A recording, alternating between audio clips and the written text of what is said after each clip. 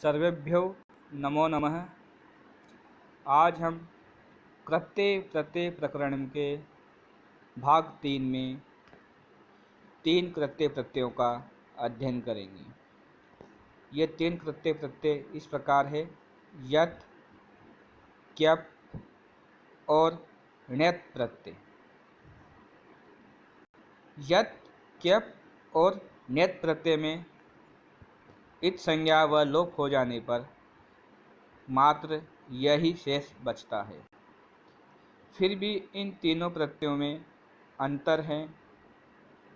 यह अंतर इस प्रकार है: यत् प्रत्यय में गुण होता है, यत् प्रत्यय में धातु को गुण होता है, जबकि क्यप प्रत्यय में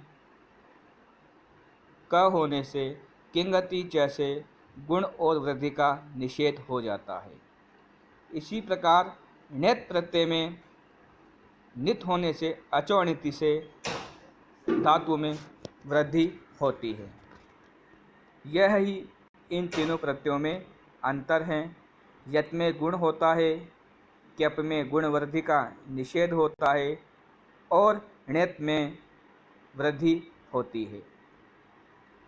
यत् में त की हलन्त्यम से संज्ञा होती है, क्यप प्रत्यय में प की हलन्त्यम से और क की लशक व तदित सूत्र से संज्ञा होती है, यह शेष बचता है। और ण्यत् में त की हलन्त्यम से और ण की चोटू से इत संज्ञा व लोप होकर यह शेष बचता है। अब सर्वप्रथम हम यत् प्रत्यय का अध्ययन करेंगे। यत् प्रत्यय भी चाय्य अर्थ में होता है तथा ये भी भाव व कर्म अर्थ में प्रयोग में लाया जाता है। इसका पहला सूत्र है अचो यत्। यहाँ अचो से तात्पर्य अच स्वर से है, अर्थात अजंत या स्वरांत जिसके अंत में स्वर हो। अजंत या स्वरांत धातुओं से भाव व कर्म अर्थ में यत् प्रत्यय होता है। अजंत व स्वरांत धातुओं से भाव व कर्म अर्थ में यत् प्रत्यय होता है। सर्वप्रथम इसका हम उदाहरण देखेंगे। चयम, तो चयम में सबसे पहले अचो यत् सूत्र से ची धातु से यत् प्रत्यय, यह यत् प्रत्यय भाव व कर्म अर्थ में किया गया है। तो ची धन यत्।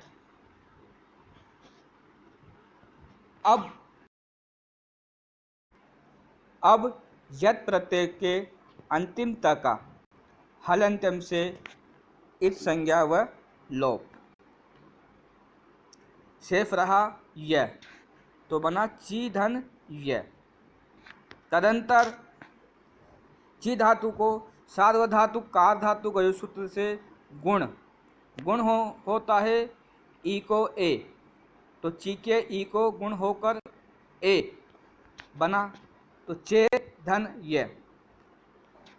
चे के बाद में सबसे पहले इसकी प्रातिपदिक संज्ञा होगी। प्रातिपदिक संज्ञा का सूत्र है कृत तदित समासाश्च। इस सूत्र से इसकी प्रातिपदिक संज्ञा।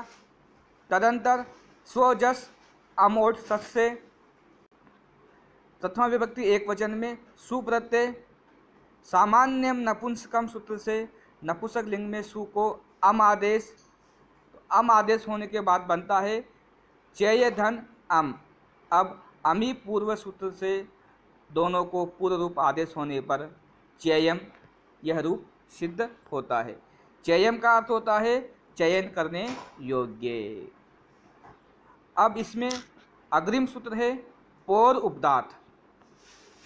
पोर उपदात, इसका हम संधि विच्छेद करेंगे तो पोहो धन अद उपधात, अर्थात वे धातुएं जो प वर्गांत है, जिनके अंत में प वर्ग का कोई वर्ण आता हो, तो वे धातुएं जो प वर्गांत हैं और जिसकी उपदा में अ हो, यानी कि प वर्ग से पहले, प वर्ग के वर्ण से पहले उसमें अ आवे, ऐसी धातुओं को भाव व कर्म अर्थ में यत प्रत्यय होता है। तो पवर्गांत धातुएं जिनकी उपदा में अ हो उनको भाव व कर्म अर्थ में यत प्रत्यय होता है। जैसे शप्यम, यहाँ शप धातु है तो शप धातु पवर्गांत है क्योंकि अंत में प आ रहा है और प से पहले श में अ आ रहा है। तो शप धातु पवर्गांत होने से पूर्व उपदात सूत्र से शप धातु को भाव व कर्म अर्थ में यत प्रत्यय, यह यत प्रत्यय भी तयोरेव कृत्य खल अर्था सूत्र से खल अर्थ में ही भाव व कर्म अर्थ में होता है। तो शप धन यत, यत में पुनः अंतिम त की हलंत्यम से इत संज्ञा व तस्य लोप से उसका लोप, शेष रहा य, शप धन य।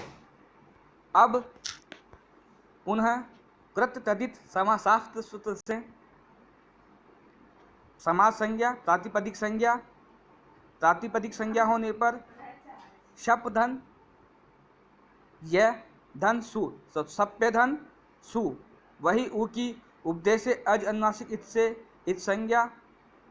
तदंतरम सामान्यम नपुंसकम से नपुंसक लिंग में अम और अतोअम से अम प्रत्यय को पूर्व रूप आदेश होने पर शप्यम रूप सिद्ध होता है। एक बार पुनः देखते हैं। शप्य में कृत तदित समासाफ्त से समास प्रातिपदिक संज्ञा, तदंतर स्वजस अमोट सूत्र से प्रथमा विभक्ति एक वचन की विवक्षा में सुप्रत्यय, सामान्यम नपुंसकम से नपुंसक लिंग संज्ञा, अतोअम से सु के स्थान पर अम आदेश और अमी पूर्व से पूर्व रूप आदेश होने पर प्रथमा विभक्ति एक वचन में शप्यम रूप बनता है।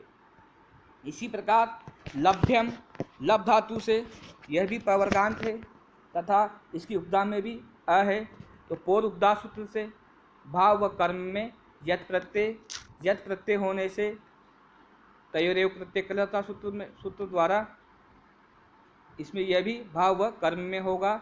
लभ धन यत, अंतिम तय की हलंत्यम से इत संज्ञा व लोप, शेष रहा लभ धन ये, मिलाएंगे तो लभ्य।